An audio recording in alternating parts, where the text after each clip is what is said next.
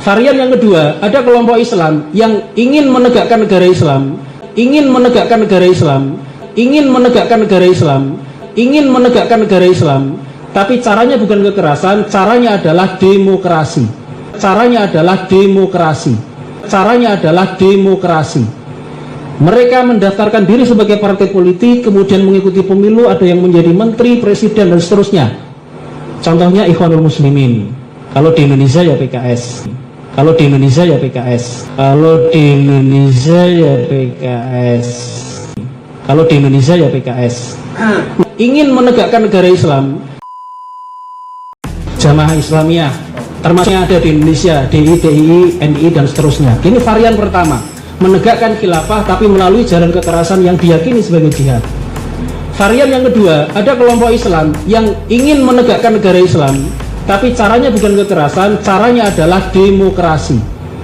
Mereka mendaftarkan diri sebagai partai politik, kemudian mengikuti pemilu, ada yang menjadi menteri, presiden, dan seterusnya. Contohnya Ikhwanul Muslimin. Kalau di Indonesia ya PKS. Nah, ada varian yang ketiga yang tidak mengikuti jalan kekerasan dan juga tidak mengikuti jalan demokrasi.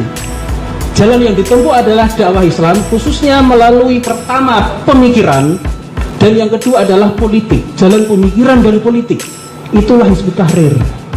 Jadi Hizbut Tahrir tidak menggunakan kekerasan dan juga tidak mengikuti prosedur demokrasi. Itu varian yang ketiga. Nah, pertanyaannya adalah mengapa kami Hizbut Tahrir itu tidak mengikuti jalan demokrasi? Ada dua alasan.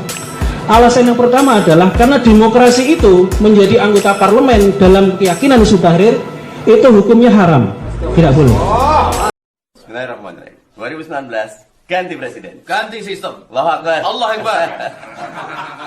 Bismillahirrahmanirrahim. 2019 ganti presiden, Ganti sistem. Ganti sistem. Ganti sistem. Ganti sistem. Ganti sistem. Allahu Akbar. Allah Akbar.